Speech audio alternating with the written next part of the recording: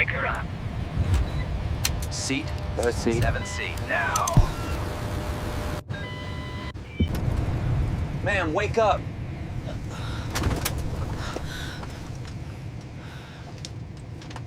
What failed?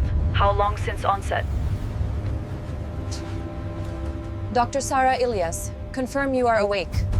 I have the interference is localized to the aft stabilizers. We need to counter the roll at 040. 1, 2, hold, steady!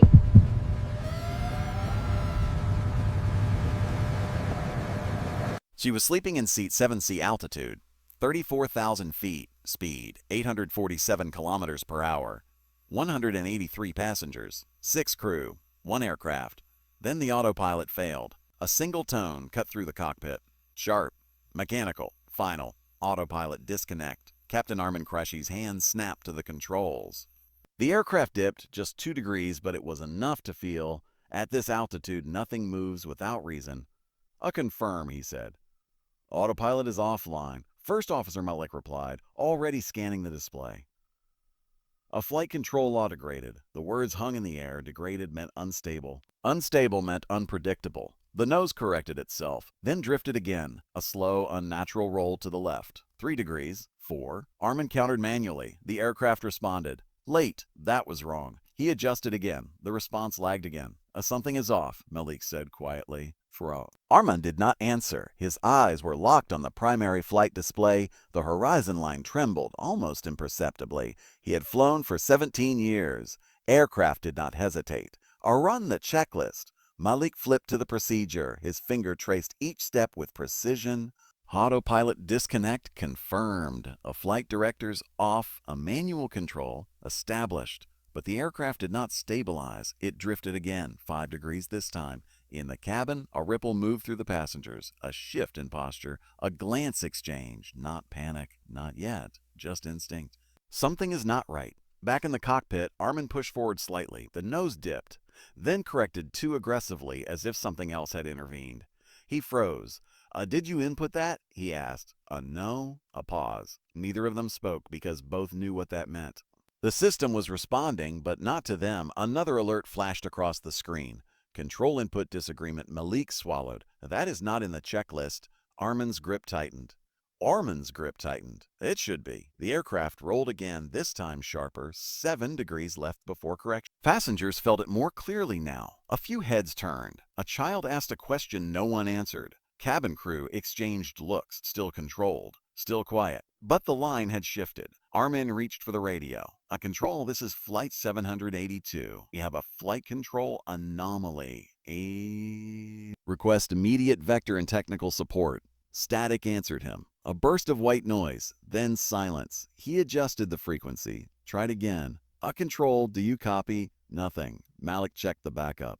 "A primary ATC link is unstable." The aircraft dipped again, now 10 degrees. Armin corrected harder this time. The controls pushed back, subtly, but unmistakably, like resistance. His eyes narrowed. That is not turbulence." No, Captain, because turbulence does not fight back."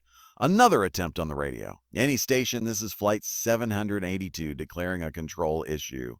Request immediate assistance. The response came. But it was not air traffic control. It was low, controlled, military of Flight 782. This is Falcon 1. Armin blinked once. "Falcon 1? Malik looked up, confused. "That is not ADSAT. The voice continued, steady and precise. "You are experiencing a flight control conflict." "Confirm." Armin hesitated for half a second. Confirmed. "Identify yourself." A pause. Then, 2 Black Hawk units are in your vicinity. We are monitoring your aircraft." The words landed heavily. Military helicopters did not monitor commercial flights. Not unless something was very wrong. Armin scanned the instruments again. The aircraft rolled slightly right this time. Slower. Almost deliberate. "What is your advisory?" he asked. The response came immediately. "Your system is not failing. It is conflicting." Malik frowned. Conflicting with what? No answer. Instead, time is limited. The tone shifted. Urgency now unmistakable. Armin leaned forward. "Clarify your instruction." A brief silence. Then the line that changed everything. "Wake her up." Armin's eyes flicked to Malik. Repeat. Awake her up. Seat 7C immediately. The cockpit went still. For a moment, even the aircraft seemed to hold its breath. Malik stared at him. Did they just? Yes, yes. Armin's voice was low, controlled. But something beneath it had shifted. A Falcon 1, confirm. You were instructing us to involve a passenger? Affirmative. That is not protocol. No, the voice replied. It is not. The aircraft rolled again. Sharper this time. 12 degrees before Armin forced it back. A warning tone pulsed. Once, twice. The voice returned. If you do not act within the next 4 minutes, you will lose full control authority. 4 minutes. 34,000 feet. 183 lives and a sleeping passenger. Armin looked at Malik. Malik did not speak. He did not need to. They both understood the same thing at the same time. Nothing about this was normal. Not the failure. Not the response. Not the instruction. Armin reached for the intercom. His finger hovered for half a second, then pressed. A cabin crew to cockpit. His voice was calm. Too calm. Locate passenger in seat 7C. A pause. Then... Wake her up. Silence followed. In the cabin, passengers shifted again as the aircraft made another subtle, unnatural correction. No one knew why. No one understood what was happening. Except somewhere outside, 2 Black Hawks matched their speed in the sky, watching, waiting. And inside the aircraft, a question began to take shape. Not spoken, not yet, but growing. Who is she? Seat 7C was 3 rows behind the wing. Left side, window seat. She had not moved in 42 minutes. Not when the aircraft first dipped. Not when the second roll came. Not even when the overhead bins creaked softly under shifting weight. She remained still. Head tilted slightly toward the window. One hand resting loosely on her lap, the other curled near the armrest, breathing steady, measured, almost too consistent. Around her, the cabin had begun to change. Passengers shifted in their seats. Some glanced toward the aisles. Others toward the ceiling, as if the source of the unease might reveal itself there. A flight attendant passed down the row, offering a controlled smile that did not quite reach her eyes. Everything is fine, she said softly to a concerned passenger, but her pace had quickened. She felt it too. She felt it too. Another subtle roll passed through the aircraft, this one sharper, less natural. Seat belts tightened instinctively. A glass trembled on a tray table. Still, seat 7C did not move. The flight attendant slowed as she approached. Her name was Ayesha Khan, 6 years of experience, hundreds of flights. Enough to recognize patterns. This was not turbulence. Her eyes fell on the sleeping woman. There was something unusual, not obvious, not immediate, but present. The woman wore simple clothes, neutral tones, no visible logos, no jewelry except a thin, unremarkable band on her wrist. Her bag rested beneath the seat, small, compact, unbranded, not the kind of bag people carried on long flights. Ayesha leaned slightly closer. Mom? No response. The woman's face remained relaxed, completely at ease, as if the world around her did not exist. Ayesha hesitated. Another roll. Slightly stronger. A few rows back, a man exhaled sharply. Someone whispered a question. No answer came. The cabin was no longer calm. It was waiting. Ayesha tried again. Ma'am, excuse me. She reached out just enough to lightly touch the woman's shoulder. Warm, but still, too still. No flinch. No shift. No instinctive reaction. Ayesha pulled her hand back slowly. That was not normal. Even deep sleepers respond to contact. She studied the woman more closely now. Her posture was precise even in rest. Shoulders aligned. Spine straight against the seat, not slouched like most passengers. Her hands, Ayesha noticed them then, not soft, not idle. There were faint marks along the fingers, subtle calluses, not from labor, not from office work, from repetition, controlled movement, training. Ayesha's expression tightened. Another vibration ran through the aircraft, longer this time. Vrafi. The overhead lights flickered for half a second. A murmur spread more visibly now. People were noticing. Ayesha leaned closer, lowering her voice. Ma'am, I need you to wake up. Nothing. No response. The woman's breathing remained steady, unbroken. It was not sleep, not ordinary sleep, not ordinary sleep. Ayesha straightened, glancing toward the front of the cabin. One of her colleagues met her eyes. A silent exchange passed between them. Something is wrong. Behind them, a child began to cry softly. A parent whispered reassurances they did not believe. Still no announcement from the cockpit.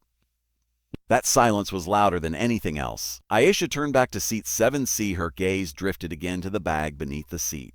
Zipped. Clean, no tags, no identifiers. She nudged it gently with her foot. It did not shift easily, heavier than it looked. Another detail filed away. She crouched slightly, her voice firmer now. Mom, this is important. I need you to respond. She placed her hand on the woman's shoulder again. This time, with more pressure. Nothing? No reaction, not even a change in breath.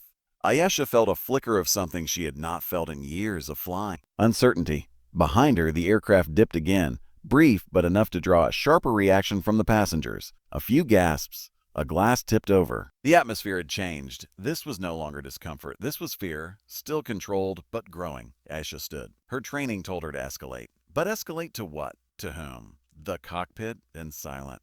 Until now. Her intercom buzzed softly. She answered immediately. Yes, Captain.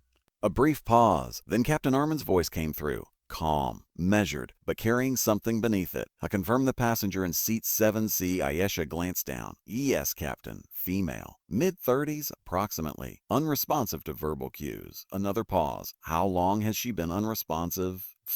Ayesha hesitated. Since I attempted to wake her, she does not react to physical contact either. Silence on the line. Longer this time. Long enough to feel. In the cockpit, something was being decided. In the cabin, the aircraft shifted again. Not violently, but enough. Ayesha tightened her grip on the receiver. Captain, his voice returned. Lower now, more direct. Stay with her. Ayesha's eyes narrowed slightly. Understood. The line clicked. Disconnected. She looked down again at the woman in seat 7C, still unmoved. Still untouched by everything happening around her. Ayesha exhaled slowly. This did not make sense. None of it did. Why this passenger? Why now? Another glance toward the cockpit door closed. Silent. No announcements. No explanations. Just instructions. She turned back, studied the woman again. Ordinary face. Calm expression. Nothing that suggested urgency. Nothing that explained authority. And yet, outside the aircraft, 2 military helicopters were pacing their flight. Inside the cockpit, systems were failing in ways that did not exist in manuals. And here, at the center of it all, a woman who would not wake up. The intercom crackled again. Ayesha answered instantly. Yes, Captain. No hesitation this time. No pause. Just one command. I'll bring her to the cockpit. Ayesha froze for half a second. Passengers were watching now, quietly, subtly. Sensing the shift, she lowered the receiver slowly. Her eyes remained on the woman. Still sleeping, still ordinary, still impossible. And the question deepened. Not louder, but sharper. Why does she not look important, but is being treated like she is? Ayesha did not hesitate the second time. She stepped closer than protocol allowed, closer than comfort. Closer than comfort. No response. The aircraft shifted again. A sharper roll. The cabin lights flickered once, then steadied. Passengers were watching now, quietly, carefully. Ayesha leaned in. Her voice dropped. Oh, wake up. She pressed firmly against the woman's shoulder. For a moment, nothing. Then a breath changed, subtle, almost invisible, but different. The woman's fingers moved first. Not a twitch, not a reflex, a controlled adjustment. Eyes. As if she had chosen that exact moment, her eyes opened. Instantly. No confusion, no disorientation, no delay. Awake, fully. Her gaze locked forward for less than a second, taking in the cabin, the angle of light, the movement of the aircraft. Then she turned to Ayesha, sharp, focused. What failed? The question came before anything else. No greeting, no hesitation. Ayesha froze. How long since onset? The tone was calm, controlled, precise. 5 minutes. 5 minutes. She answered, unsure why she was responding as if being assessed. The woman nodded once. Processing. Another slight roll passed through the aircraft. She did not look at it. She felt it. How many degrees deviation? The woman stood. The woman stood. In one smooth motion. No stiffness. No delay. Her posture straightened fully now. Taller than she had seemed while seated. Composed. Awake in a way that did not match the cabin. Passengers nearby fell silent. They sensed it. Not fear. Something else. Presence. The woman glanced once toward the aisle. Then toward the front of the aircraft. Calculating distance. Timing. Autopilot has not made an announcement, she said quietly. That means they do not understand the failure. It was not a guess. It was a conclusion. Ayesha swallowed. Oh, the captain asked for you. I know. She reached down, pulling her bag from beneath the seat. The movement was efficient, familiar. The bag was heavier than expected, but she lifted it effortlessly. No strain. Another detail. Ayesha stepped aside instinctively. Mom! Who are you? The woman did not answer. Instead, she walked down the aisle, measured pace, unhurried, unafraid. The aircraft shifted again as she moved, this time more pronounced. Passengers gripped armrests. A few gasps escaped, but she did not react, as if she already understood the pattern. Halfway down the aisle, the intercom crackled. The same voice from before, low, controlled, military. A confirmed visual. The woman stopped, just for a fraction of a second, then continued walking. Aisha felt a chill run through her. They were not talking to the crew. They were talking to her. The voice returned. Clearer now. A doctor. Sarah Ilias, confirm you are awake. A ripple passed through the cabin crew. A name. Finally, the woman. Sarah did not look up, did not reach for the intercom, but her voice came anyway. Low, precise. I am awake. No surprise. No confusion. Only acknowledgement. The cockpit door opened ahead. Aisha stepped forward quickly, keying the access. The door unlocked with a mechanical click. Inside, Captain Armin turned. For a brief moment, his expression shifted. Not relief, recognition. You took your time, he said quietly. Sarah stepped inside. The door sealed behind her. The cockpit felt smaller now, more contained, more focused. Sarah's eyes moved across the instrument panel. One sweep, no repetition, absorbing everything. Altitude, speed, attitude, control inputs. Her gaze paused at the flight control indicators. A flicker of something crossed her face. Not surprise, confirmation. How long since the first anomaly, she asked. 7 minutes, Malik replied. Response delay? A variable. Increasing. She nodded. A control resistance? Armin answered this time. Yes. Input disagreement warning? Yes. She stepped closer to the display, closer than a passenger should ever stand, but no one stopped her, because something had already changed. Authority did not come from uniform, it came from certainty. Outside, the radio crackled again. A doctor. Ilias, this is Falcon 1. We have visual confirmation. Proceed. Armin's eyes flicked to her. A doctor? Sarah did not turn. Her focus remained on the instruments. Not now, she said calmly. She placed her hand lightly on the console, not touching controls, feeling vibration. Listening through structure, the aircraft rolled again. 9 degrees, corrected, but not cleanly. She exhaled slowly. Have you attempted full system reset? Yes, Malik said. No effect. A backup channel's inconsistent, a manual override, a partial. She nodded once more. Each answer fitting into something only she could see. Armin studied her carefully now.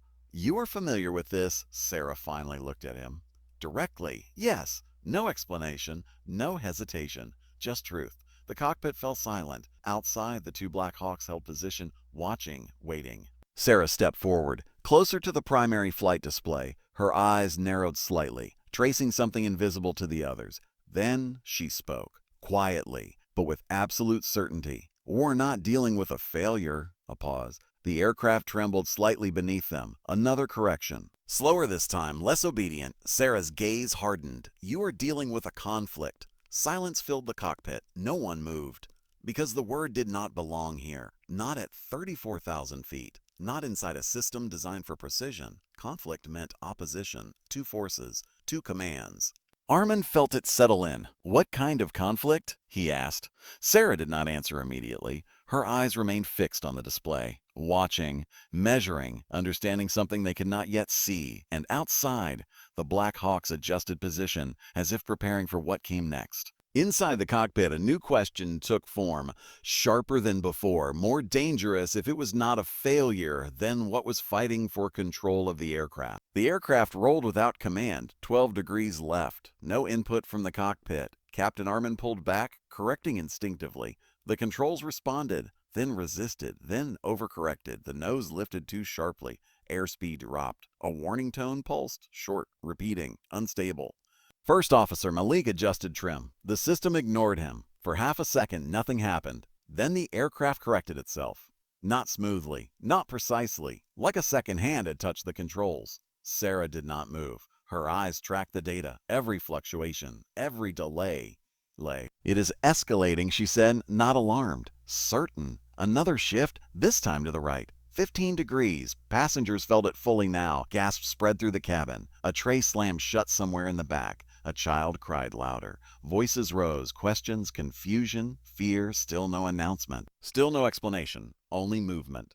Unpredictable. Unnatural. Inside the cockpit, Malik's voice tightened. We are losing response consistency. Armin gripped the controls harder. I have it. But he did not. Not completely.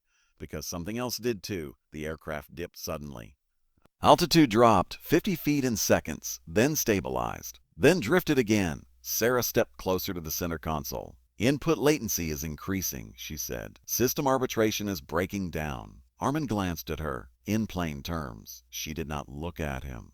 You are not the only one flying this aircraft. Silence. Then the radio cut in. Falcon 1. A Dr. Ilias confirmed progression. A confirmed, Sarah replied. A conflict escalation. Control overlap active. Armin exhaled sharply. Overlap with what this time? Falcon 1 answered.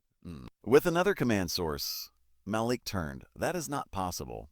It should not be, the voice replied. But we have seen it before. A pause. The cockpit seemed to narrow. Before? Armin repeated. Yes. One word. Heavy. Measured. We have tracked 2 prior incidents. Both unresolved. Both lost. The meaning landed immediately. Lost. Not recovered. Not stabilized. Gone. A chill moved through the cockpit. Sarah's expression did not change. When? She asked. 17 months ago.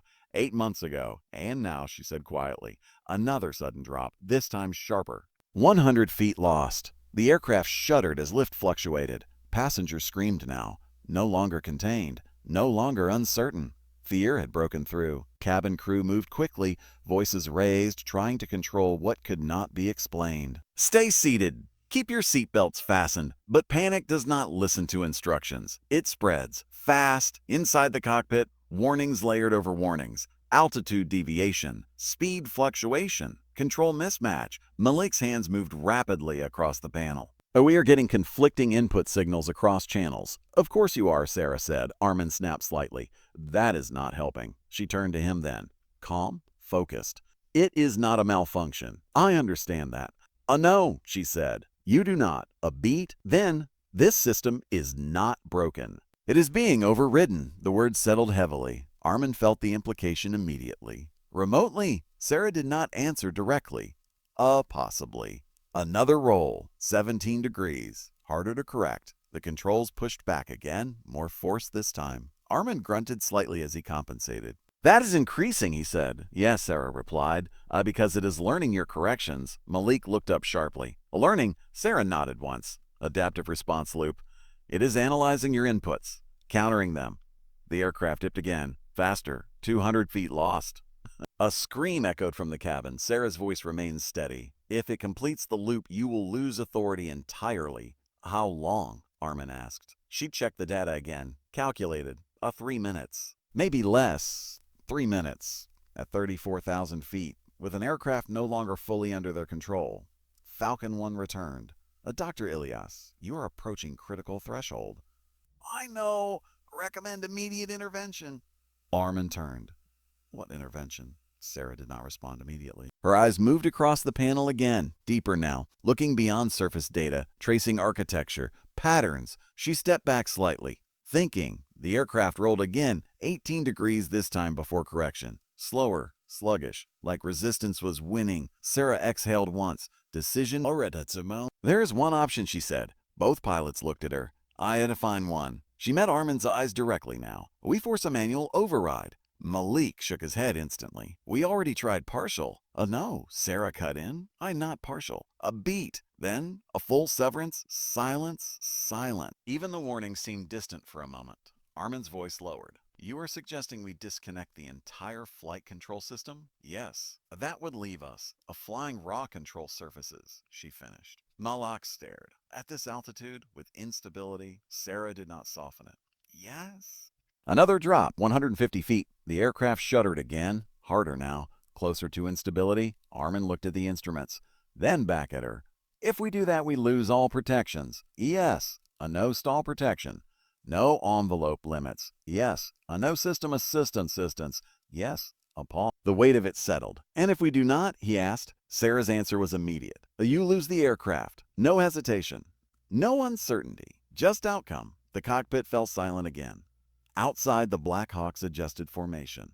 Closer now, watching every movement. Falcon 1 spoke again. A doctor. I'll confirm recommendation. May do. A probability of success. A brief pause. Sarah answered without looking away from Armin. Unknown. Another beat. Then a probability of failure. Sarah did not soften that either. Also unknown. Armin exhaled slowly. Behind them, the cabin was louder now. Fear had taken hold. Passengers gripping seats, voices rising, the illusion of control breaking. Inside the cockpit, a different kind of pressure. Precision, time, decision. Sarah stepped slightly aside, giving him space, but not removing herself, because this was his aircraft, his call. But now, not his system. Another roll. 19 degrees, slower correction, closer to loss. The warning tone changed. Lower, more urgent. Sarah spoke one last time. If you wait longer, the system will lock you out completely. Armin's hand hovered over the controls, not moving, calculating, measuring risk against certainty, life against probability. Outside, 2 Black Hawks held position in silence. Inside, a single decision remained. Sarah's voice cut through it. Quiet, precise, final. You have one chance, a pause. Then, after that, it decides. Silence. The aircraft trembled beneath them. Not yet lost. Not yet saved. Balanced on something invisible. And the question sharpened to its edge. Will her solution stabilize the plane or destroy it instantly? Sarah Ilyas moved closer to the controls. Not to take them from Armin. Not yet. But to guide. To direct. To orchestrate precision where chaos had taken hold. I'll prepare for manual override, she said. Calm. Disconnect autopilot completely. Follow my lead. Armin nodded. Armin nodded. Malik's hands tightened on the throttle. No hesitation now. Trust had replaced uncertainty. The system disengaged with a soft electronic click. Lights blinked. Warning sounded. Fierce, insistent, but Sarah remained steady. Ignore the alarms. They are indicators, not commands, she instructed. The aircraft shuddered violently. Altitude fluctuated. Nose pitched down slightly. A tray table rattled. Passengers clutched armrests. A mother whispered comfort to a child, her voice trembling. Sarah counted aloud. Measured, precise. 1, 2, 3, each heartbeat synchronized to the plane's movement. She anticipated every corrective action. The aircraft responded to human touch, not automation. Pull back slowly. Hold, steady, she guided. The nose lifted. Airspeed stabilized. Roll correct. The plane leaned left briefly, then right under her calculation. A sudden turbulence spike. Another shudder. Sarah did not flinch. She calculated, countered, adjusted. Her presence commanded the cockpit without domination. Armin followed her instructions word for word. Malik mirrored her timing. The descent approach was next. They had minutes, barely, to bring the aircraft under controlled flight. One misstep could turn survival into catastrophe. And now, she said, hands moved in fluid motion across throttles, yoke, and trim. The aircraft responded slower than usual, but obeyed. Passengers felt a sudden leveling, a subtle calm in the chaos. She directed the final critical maneuver. Manual control at its limit. One irreversible adjustment. The aircraft trembled violently, then corrected. The altitude stabilized, roll straightened. Engines hummed evenly. In maintain this heading, Sarah instructed. We are clear. Minutes later, the runway lights appeared. Controlled descent. Touchdown achieved. Wheels screeched. Brakes engaged. The aircraft slowed steady alive. Silence filled the cabin. Passengers slowly exhaled, some crying quietly. Few understood the scale of what had just happened. Outside, 2 Black Hawks hovered nearby, landing on the tarmac. Military personnel moved swiftly but carefully. Sarah stepped back from the controls. Armin turned to her, his expression a mixture of awe and disbelief.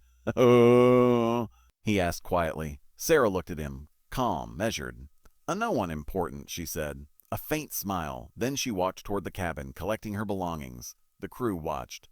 The passengers whispered. She moved through them without fanfare. Outside, a vehicle waited. She disappeared into it, leaving only the memory of certainty and calm in her wake. Armin and Malik stayed in the cockpit. The hum of the aircraft engines cooling was the only sound. Some heroes are invisible. Some are ordinary until the moment they are extraordinary. Seat 7C had held one of those heroes all along. Quiet, sleeping, waiting, and now she was gone. But the lesson remained. Precision under pressure, trust in the unknown, quiet heroism. These are what save lives when the systems fail. The passengers would never know her name. The Black Hawks would remember. The aircraft had survived. And somewhere in the sky above, the world had been made safer by someone who had simply been asleep in Seat 7C.